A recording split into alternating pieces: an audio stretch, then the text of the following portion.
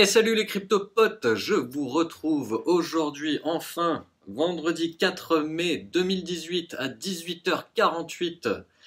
Et voilà pour le top du mois de mai, avec une petite semaine de retard comme je l'avais dit dans la dernière vidéo, mais vous m'en excuserez. Beaucoup de taf, et puis bon, de toute façon en ce moment, tout est au vert, donc c'est plutôt cool, j'espère que ça va durer. En tout cas, on a fait un gros mois d'avril, c'était chouette. Je pense que les traders se sont gavés. Et simplement, les portefeuilles long terme, c'est plutôt pas mal aussi, hein. On a fait un petit 112% sur le mois d'avril, sur le portefeuille long terme. Donc ça, c'est chouette. Mais je pense que là, c'était un bon mois pour les traders, en tout cas. Donc, on vous retrouve ce mois-ci, encore une fois, avec Benny, pour vous concocter ce petit top 5, voir un petit peu 2-3 informations qui peuvent donner des indications pour les investisseurs long terme. Et aussi, Benny s'occupe de tous ceux qui voudraient rentrer à court terme. Donc voilà, on commence par les remerciements. Ce mois-ci, je voudrais remercier tous ceux qui ont utilisé le lien Coinbase qui se trouve en description, vous le savez. Yann Rivera, Benoît Monchâtre, Julien Terrier et Thomas Rougier. Merci à vous. Merci également à tous ceux qui ont utilisé le lien Ledger. C'est bien, vous avez tout à fait raison de continuer à protéger vos cryptos. Protégez-les pour le long terme.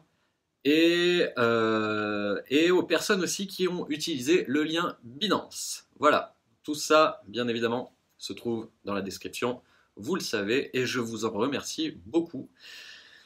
Commençons par le numéro 5 de ce mois de mai. Le numéro 5 de ce mois de mai, alors ce mois-ci, on a eu 14 sources, les 14 sources que vous trouvez aussi en description. Ces 14 sources avec 3 voix, nous avons, si ça veut bien cliquer, Neblio. Neblio qui, alors, la fonction principale de Neblio, c'est de faciliter l'accession des entreprises à la blockchain. Encore une fois. Vous allez voir pourquoi est-ce que je dis ça tout à l'heure. Les points positifs qu'on trouve pour Neblio, c'est que parmi l'équipe de direction, le directeur c'est Eddie Smith qui est aux manettes. Et ce gars-là, il a une longue expérience dans la constitution de software, ce qui fait que, il est assez crédible. Ce qu'il a fait auparavant, ce sont des projets qui ont fonctionné. Il a une bonne expérience et ça, c'est toujours positif pour une nouvelle entreprise et donc pour une crypto qui représente cette entreprise.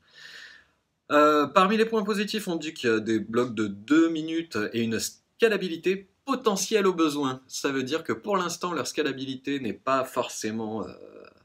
ils ne peuvent pas forcément la faire évoluer comme ça, mais si besoin est, à ce compte-là, ils peuvent la faire évoluer. Mais ce n'est pas dans les tuyaux tout de suite. Donc ça, c'est plutôt pas mal. Ça veut dire qu'ils peuvent améliorer assez facilement. Deuxième trimestre 2018 débutent les campagnes marketing auprès des entreprises. Donc, comme on le disait, Neblio sert à faciliter l'accession des entreprises à la blockchain, pour que les les entreprises qui voudraient rentrer là-dedans, mais qui n'y comprennent rien, plutôt que de devoir former leurs équipes ou quoi que ce soit, ils font appel à eux. Et donc du coup, ils commencent là, début deuxième trimestre, donc on y est, à faire les campagnes marketing auprès des entreprises. Donc ça veut dire que normalement, si la crypto ne grimpe pas encore tout de suite, en tout cas, l'entreprise, elle, devrait continuer à s'upgrader. Facilitation de la compréhension de la blockchain et démocratisation, c'est ça qu'on trouve vraiment intéressant avec eux. Alors il y en a plein d'autres projets qui font ça, hein, mais disons que Neblio, ils ont, au moins dans le milieu des crypto-monnaies, ils commencent à avoir de plus en plus de soutien de la communauté. Et on peut voir qu'ils sont 98e pour l'instant au rang du market cap. Donc il y a encore pas mal de potentiel. Le volume en 24 heures approche les 14 millions, donc bon, ils ont encore largement de la marge. Et on voit que, ne serait-ce qu'à court terme, on était à, avant la chute libre du mois de janvier, on était à un Neblio qui coûtait... Alors attendez, parce que je suis un peu naze. Qui coûtait 58 $. Donc là, à 15 $, on a un potentiel qui peut arriver à un petit x4. Un potentiel qui n'est pas obligatoire, hein, c'est pas parce qu'on l'a déjà atteint qu'on va forcément le réatteindre. Ça marche pas comme ça, malheureusement. Mais en tout cas, les investisseurs étaient encore capables de l'acheter à ce prix-là. Donc, c'est possible. Le nombre de coins aussi, que nous trouvons être un point positif, puisque pour l'instant, le total supply avoisine les 14 millions de coins. Les points négatifs, j'en ai déjà parlé un petit peu, pour Neblio, c'est la compétition avec de nombreuses entreprises, et parmi ses principaux rivaux, suivant les différentes sources qu'on trouve, on trouve que les principaux rivaux de Neblio, ça va quand même être Ethereum, Neo, Lisk et Stratis. Donc c'est pas des quand même, hein, c'est des vraies entreprises qui ont déjà fait leurs preuves en face. Donc voilà, Neblio numéro 5. Alors, Benny, à toi, qu'est-ce que tu peux nous en dire pour le court terme? Bonjour tout le monde et bonjour à toi, Crypto Analyst. Alors, sur Neblio, on vient de sortir par le haut d'une zone résistance qui était pertinente. C'est cette zone que j'ai tracée ici, le rectangle vert, entre les 15 500 Satoshi et les 16 300 Satoshi. On voit que c'était une zone qui avait été support à nombreuses reprises et une fois cassée à la baisse, qui a fait office de résistance de nombreuses fois aussi. Donc là, on vient de casser cette zone par le haut. Donc désormais, là, on oscille au-dessus, mais au cours actuel, on est juste au-dessus de cette zone, ce qui en fait une bonne opportunité et un bon prix d'entrée pour se placer à court terme sur Neblio. Là, tant qu'on est au-dessus de cette zone, c'est le scénario haussier qui est à privilégier. Si on venait à repasser clairement en dessous de cette zone, eh bien, on pourrait avoir ce qu'on appelle un faux breakout qui remettrait en cause la force acheteuse.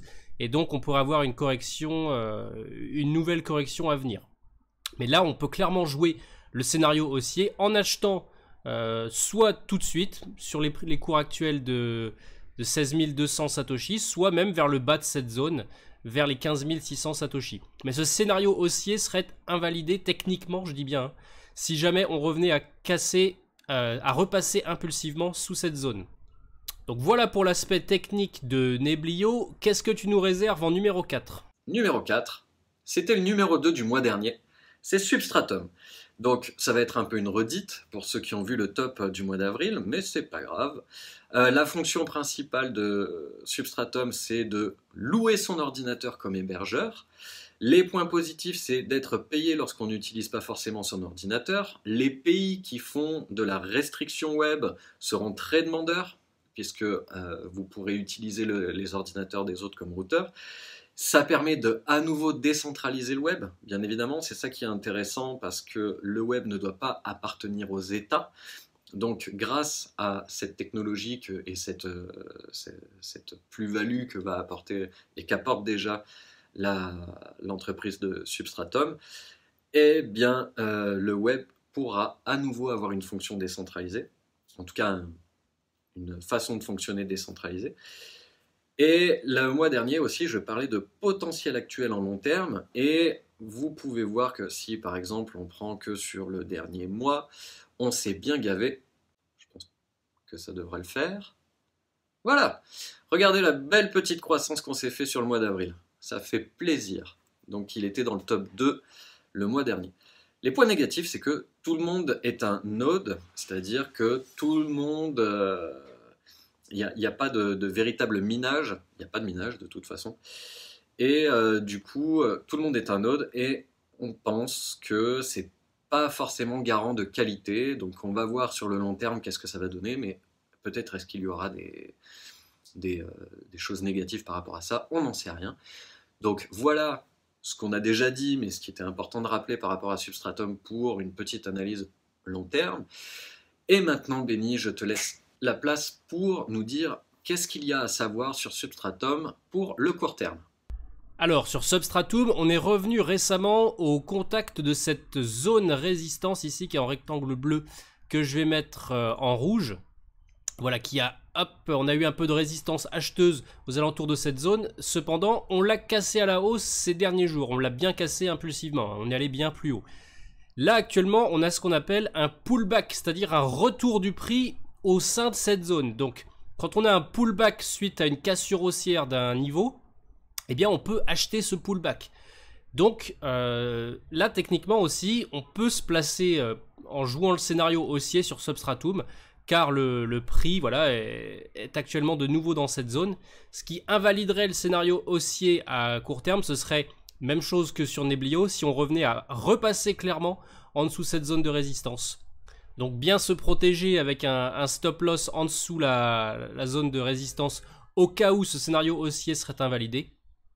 Mais là pour moi, voilà, à court terme, on peut jouer le scénario haussier grâce au pullback sur cette zone. On a aussi la moyenne exponentielle, la moyenne mobile exponentielle à 20 périodes qui pourrait venir supporter le cours. Je t'écoute pour ton numéro 3. Merci beaucoup. On se retrouve donc pour le numéro 3 de ce mois-ci, de ce mois de mai, à partir de 14 sources. Numéro 3, Nulls. Je vais le prononcer à l'anglaise parce que si on dit nul, ben, c'est un peu naze. Donc je vais le prononcer comme les Américains. C'est Nulls. Et alors, la fonction principale de Nulls, c'est que c'est une blockchain customisable pour les entreprises. Donc vous voyez que c'est assez similaire avec Neblio, c'est assez similaire avec Lisk, avec EOS, avec Icon, avec Quantum, et bon, du coup là je spoil directement les points négatifs, mais cette concurrence avec ces concurrents-là, c'est plutôt négatif pour Nulls. Pour autant, ils sont arrivés 3e avec 4 votes sur les 14 sources. Donc, qu'est-ce qu'on peut dire de plus sur le fait que, encore une fois, c'est une entreprise qui veut aider les entreprises qui ne sont pas expertes à pouvoir entrer sur le marché et sur la technologie de la blockchain surtout. Et il y a une formule assez intéressante que j'ai trouvée parmi les sources que j'ai vues anglophones, c'est qu'ils disent de Nulls que c'est un peu le WordPress de la blockchain. Donc c'est-à-dire que vraiment, ils vont proposer une blockchain clé en main et sur lequel, eh ben, hop, voilà, vous avez juste à rentrer ce que vous voulez par rapport à votre entreprise, quelles sont les choses que vous voulez sécuriser ou quoi que ce soit, tout ce que la blockchain peut offrir. Et je trouve cette formule assez significative. Donc on voit un petit peu l'intérêt long terme que peut avoir une entreprise comme celle-ci, même s'ils ont de la concurrence, avec un argument comme celui-là, je trouve que c'est assez intéressant. Moi, personnellement, si j'avais une entreprise, si on me dit que la blockchain, ce serait aussi simple que de créer un site sur WordPress, je leur dis OK.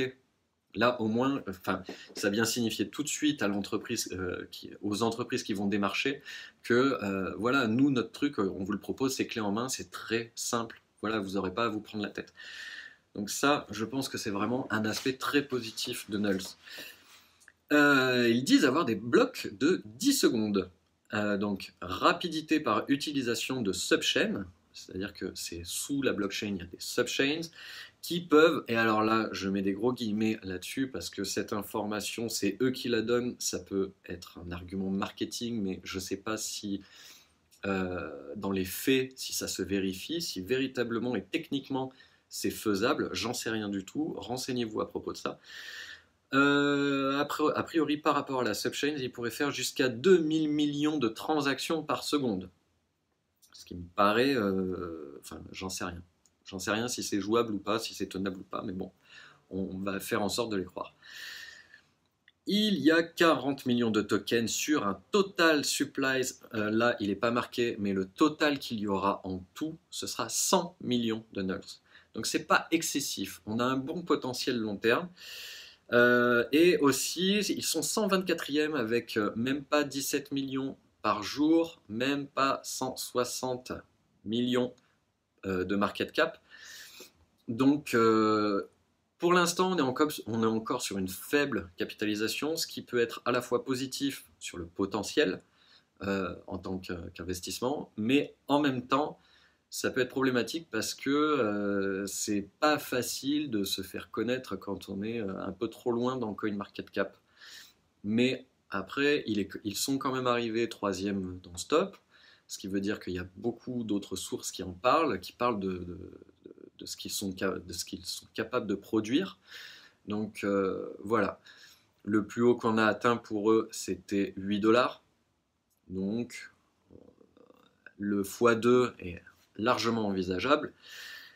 Et pour ce qui est des points négatifs, oui, c'est le troisième, voilà. Pour les points négatifs, il y a une inflation annuelle de 5 millions de nulls par an, donc ce qui fait qu'au bout d'un moment, on va atterrir à ces 100 millions dont je parlais tout à l'heure. Et ce qu'on disait aussi tout à l'heure, la concurrence. À toi, Benny. Alors sur Nulls, on est là aussi dans le même cas, dans la même situation technique que Substratum et Neblio. En fait, on a eu une forte montée des altcoins ces derniers jours, donc la plupart des altcoins, la majorité pardon, des altcoins tradés contre le Bitcoin, qu'on retrouve notamment sur Binance, ont été propulsés à la hausse. Et donc on a là aussi sur Nulls une zone de résistance, cette ancienne zone de résistance, voilà aux alentours des 37 600 Satoshi à 39 000 Satoshi, mon rectangle vert, qui était une zone qui faisait office de barrage à la hausse depuis plusieurs mois. Là, on l'a cassé la semaine dernière, même chose à la hausse. On a déjà eu un petit pullback exactement dessus qui a permis un rebond temporaire. Donc là, même cas que sur les coins dont on a parlé précédemment, tout pullback au sein de cette zone peut être acheté pour jouer le scénario haussier. En se protégeant, là aussi une fois de plus, en se protégeant au cas où les vendeurs reprendraient la main avec un stop loss en dessous cette zone. Et là aussi, on a la moyenne mobile exponentielle à 20 périodes qui pourrait venir supporter le cours de Nulls. Donc voilà, même scénario ici aussi. On achète Nulls sur un retour, c'est-à-dire un pullback dans cette zone et on se protège avec un stop loss en dessous la zone au cas où le scénario haussier serait invalidé. Ok, merci, parfait. Je te remercie, c'est très intéressant d'entendre tout ça. Et ça nous amène au numéro 2 de ce mois-ci, du mois de mai 2018, qui est EOS, qui était le numéro 1 du mois dernier. Et là aussi, on s'est fait plaisir sur le mois dernier. Regardez ça, EOS qui vraiment est en train de performer. Et donc, je trouve ça assez logique qu'il ne soit pas numéro 1 parce que rien ne nous garantit qu'il ne va pas subir une petite correction dans les prochains jours. Mais en tout cas, voilà, c'est pas moi qui décide. Avec 4 votes, il est deuxième. La fonction principale d'EOS, si vous ne le savez pas encore, c'est le développement d'applications décentralisées fonctionnant sur leur blockchain EOS, leur propre blockchain. Les points forts, c'est la scalabilité. Ils sont sans frais. Les millions de transactions par seconde. Vous voyez qu'à chaque fois, je me pose la question de est-ce que c'est vrai ou pas. Mais bon, s'ils sont tous à commencer à pouvoir dire qu'ils le font, c'est que je pense que finalement c'est vrai. Et le mois dernier, je disais qu'ils étaient déjà 6e au CoinMarketCap alors qu'ils sont encore au stade de l'ICO, ce qui est quand même fou. L'ICO prendra fin au mois de juin, donc peut-être qu'on va encore continuer à monter bien comme il faut sur le mois de mai. Mais voilà, ils étaient 6e le mois dernier, cette fois-ci ils sont 5e, donc la capitalisation globale continue à augmenter. Par contre, les points négatifs, c'est qu'on est encore au stade de l'ICO, donc on ne sait pas qu'est-ce que ça va donner. Tous les investisseurs ICO, qu'est-ce que ça va faire? Est-ce qu'ils vont vouloir rester une fois que l'ICO sera terminé, ou est-ce qu'ils vont tous vouloir retirer leur bille? On va avoir une grosse correction dans la gueule, ça on n'en sait rien. Et aussi qu'il y aura 1 milliard d'EOS. Et 1 milliard d'EOS, quand bien même, voilà quoi, 17 $ sur... Moi, je trouve que c'est un peu beaucoup. Voilà. J'en ai. J'ai investi à long terme sur EOS. Mais malgré tout, je ne sais pas si cet effet ICO, on ne va pas le payer un peu cher. Et l'autre point négatif que je voulais dire par rapport à EOS, c'était que ce n'est pas véritablement décentralisé. Il y a là aussi que quelques acteurs seulement. Et donc, il faut voir une fois que ce ne sera plus une ICO, mais quelque chose qui va fonctionner véritablement à plein régime, est-ce que ce ne sera pas un problème? Alors Benny, qu'est-ce que tu peux nous dire sur ce dernier mois d'ICO, justement? Ah, la fameuse iOS qui a beaucoup fait parler d'elle en avril parce qu'elle s'est littéralement envolée et a fait un x3. Alors sur iOS, déjà, à moyen terme, premièrement, on a un niveau support ici qui est clair aux alentours des 13 100 Satoshi. Donc, si jamais iOS devait revenir sur ce niveau, alors ça pourrait prendre plus ou moins de temps, quoique sur la crypto, ça peut aller très vite. On achète clairement ce support à 13 000 Satoshi avec là aussi un stop loss en dessous pour se protéger au cas où la baisse se poursuivrait. Donc ça c'est le niveau clé à moyen terme sur iOS, 13 100, la zone des 13 000, 13 100 Satoshi.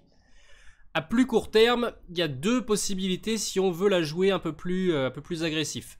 Sachant qu'on a déjà eu une poussée assez énorme sur iOS, donc on peut s'attendre à davantage de prise de profit. Là on a déjà eu de la prise de profit ces derniers jours, mais comparé à la hausse qu'on a eue ces 2 derniers mois, ça reste quand même mineur.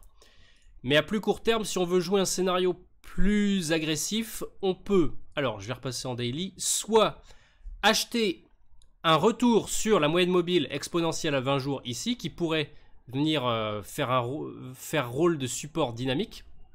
Donc voilà, acheter un pullback sur la moyenne mobile exponentielle à 20 périodes, à 20 jours. Soit on achète cette zone de support plus court terme ici entre les 15 800 Satoshi et les 16 800 Satoshi. Ça c'est aussi une zone à plus court terme qui pourrait permettre un rebond. Cependant, qui dit zone support à plus court terme dit qu'il y a moins de chances qu'elle tienne comparé à une zone de support moyen terme ou long terme. Donc voilà l'aspect technique sur iOS. Je t'écoute pour ton numéro 1. Super, je te remercie. On passe au numéro 1 avec 6 votes. Avec 6 votes, je vous le donne en 1000, c'est Tron. Tron, avec du haut de ses 8 centimes de dollars, 8 centimes et demi de dollars, qui a le vent en poupe aussi en ce moment, c'est plutôt pas mal. Le mois d'avril a été très positif pour Tron aussi. Et là, on est quasiment à... Enfin, on est quasiment... Au total, il y aura 100 milliards. Donc vous savez d'ores et déjà que je vais dire que parmi les points négatifs, 100 milliards de tokens, c'est pas quelque chose de très positif. Donc on n'arrivera jamais à des tokens à 12 000 dollars. Ce ne sera pas le prochain Bitcoin, les gars. La fonction principale de Tron, c'est décentraliser le web. À nouveau, c'est leur phrase à eux, mais encore une fois, c'est pas les premiers, c'est pas les seuls à proposer ce genre de choses. Mais permet aux utilisateurs de publier, stocker et posséder librement des contenus numériques protégés. Donc ça, bien évidemment, ça fait penser à tout un tas d'autres choses, comme Steam par exemple. Mais il y a quand même des différences, heureusement, parce que sinon, ce serait un peu naze. Les points positifs de Tron, c'est protégé par smart contract, c'est-à-dire que les utilisateurs qui publient, stockent et possèdent donc leur contenu numérique, c'est protégé par smart contract. Et le directeur de Tron, vous le savez si vous avez Twitter parce qu'il y est tout le temps, c'est Justin Sun, qui est aussi brillant que décrié dans le milieu des crypto-monnaies, notamment pour sa communication, mais il est aussi brillant parce que il a déjà fait une application qui s'appelle Paywo, qui rassemble plus de 10 millions d'utilisateurs et tout. Donc voilà, comme je le disais tout à l'heure, quand on sait qu'un directeur d'entreprise a déjà fait d'excellents résultats sur quelque chose, on va davantage lui faire confiance sur ses projets futurs. Donc ça, pour les investisseurs long terme, ça fait du bien. On est plus en confiance. Donc oui, bien évidemment que j'ai investi dans Tron. Mais comme le dit le truc du début de chacune de mes vidéos, ceci n'est pas un conseil en placement et en investissement. Faites vos propres recherches, ce n'est pas du conseil professionnel, blablabla. En autre point positif, c'est l'engagement des investisseurs justement qui sont derrière Tron. Alors c'est assez clivé, il y en a beaucoup sur le net qui disent que Tron c'est de la merde et beaucoup qui le soutiennent vraiment. Et quelque chose qui est assez particulier avec leur système de publicité à l'heure actuelle, c'est que pour certains, c'est en train de faire l'effet inverse, c'est en train de devenir un petit peu too much. Et donc du coup, bah, à certains moments, il y en a qui disent oui, mais bon, le projet, il en est où et qu'est-ce qu'il fait et quand est-ce que vous allez être plus précis sur ce que propose l'entreprise, etc. Donc voilà, trop de publicité tue la publicité. Le nombre de plateformes qui proposent du Tron à l'achat, regardez, c'est assez rare aussi. C'est pas tous les tokens et tous les coins, toutes les cryptos qui ont autant de plateformes qui proposent. Donc ça, c'est aussi très engageant sur la valeur subjective que portent les gens et sur le fait qu'ils veulent en obtenir. Les points négatifs, je l'ai déjà dit, 100 milliards de tokens, le faible potentiel à court terme, parce que, revenons là-dessus, le faible potentiel à court terme, parce que pour l'instant, le plus haut que nous avons pu observer est de 25 centimes, ce qui fait 3 x 8, 24, à peu près un x3, à peu près un x3, et encore une fois, avec autant de tokens, le x3, il est beaucoup plus difficile à obtenir.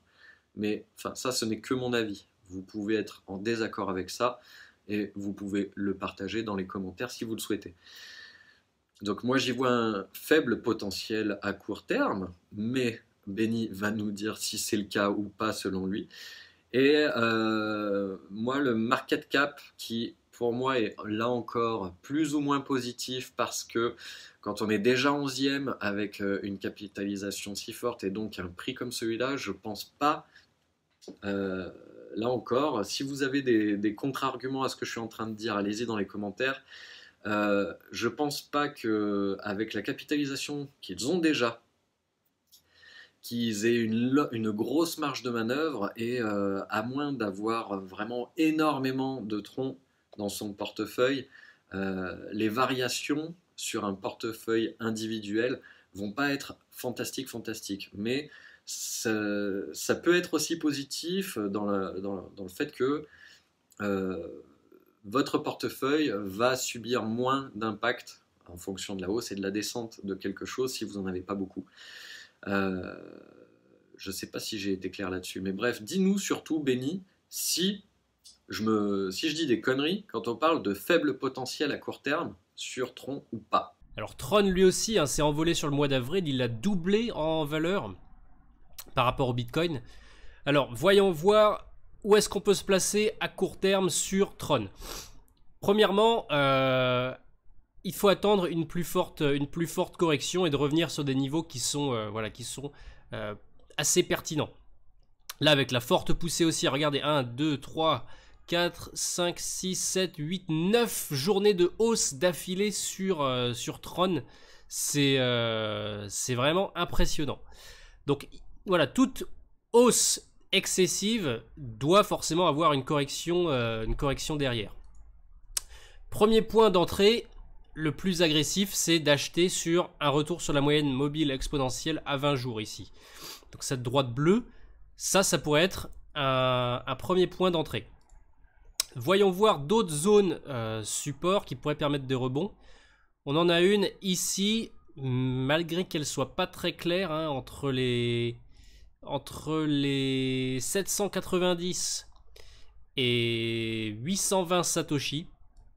Voilà, ça c'est aussi une zone qui pourrait permettre un rebond à court terme. C'est une zone qui avait fait office de résistance durant la hausse, cassé impulsivement ensuite, et on a eu un petit pullback au sein de cette zone qui a permis de relancer une nouvelle phase de hausse. Donc là, je pense que cette zone, elle pourrait aussi à plus court terme soit freiner la baisse, soit relancer un rebond. Autre zone plus claire, ce serait, et ce qui serait aussi plus prudent, ce serait d'attendre un retour sur les précédents sommets. Ici, la zone des 660 à 690 Satoshi. C'était elle aussi une zone qui avait fait barrage à 2 tentatives de hausse et qui a été cassée impulsivement ensuite. Donc on a là deux zones. Voilà, deux zones qui pourraient faire office de support pour relancer un rebond. Première entre 790 et 820 Satoshi. Deuxième entre 660 et 690 Satoshi. Alors là, Si vous me demandez mais quelle zone acheter, ça dépend vraiment de votre profil. Cette zone-là, vu qu'elle est plus proche des cours actuels, on a plus de chances de l'atteindre. Cependant, elle offre un ratio gain-risque moins intéressant que celle-ci, parce que vous achetez plus bas. Mais cependant, celle-ci, la deuxième, vous avez moins de chances aussi qu'on y arrive, vu qu'il faudrait que le prix baisse nettement plus. Donc voilà, il y a deux aspects à prendre en compte. L'aspect pourcentage de chance que notre trade soit activé, et aussi l'aspect gain-risque. Et ça, c'est vraiment à vous de décider. Est-ce que vous préférez être quasiment sûr que votre trade soit activé, quitte à ce que le rendement de ce trade soit moindre, ou alors est-ce que vous préférez éventuellement que votre trade ne soit jamais activé, mais qu'il offre un ratio gain-risque qui soit plus intéressant. Ça, c'est votre décision à vous. Voilà, c'est tout pour les aspects techniques du top 5. Je te redonne la parole, crypto-analyste. Je vous dis à la prochaine tout le monde. Ciao. Eh ben, je te remercie pour ces informations. Merci pour ton coup de main. C'est toujours agréable de travailler avec toi. N'oubliez pas d'aller voir Benny sur sa chaîne et n'oubliez pas surtout que dans très peu de temps maintenant, vous aurez une formation solide en trading sur crypto-formation.fr qui vous sera proposée par Benny lui-même. Nous lui proposerons simplement d'avoir la plateforme, mais c'est Benny qui vous fera cette formation. Et j'ai déjà regardé la moitié et c'est vraiment du bon. Ça me séduirait presque à essayer de trader, mais il va falloir que je regarde l'autre partie de la formation avant de pouvoir le faire. Je me sens pas encore prêt, je préfère encore rester sur de l'investissement long terme que je maîtrise déjà un peu mieux. Si vous voulez continuer à en savoir plus sur les crypto-monnaies, n'oubliez pas que vous pouvez cliquer sur le lien qui est en description, le tout premier lien, et accéder tout de suite à 2 heures de formation gratuite, plus une série de 14 mails gratuits également, qui vous expliqueront vraiment toutes les bases solides à avoir, et c'est totalement gratuit. Sur ce, je vous dis à très bientôt, bon investissement à tous, merci encore Benny, et on se retrouve soit dans une prochaine vidéo, un de ces quatre, soit pour le mois de juin. Ciao!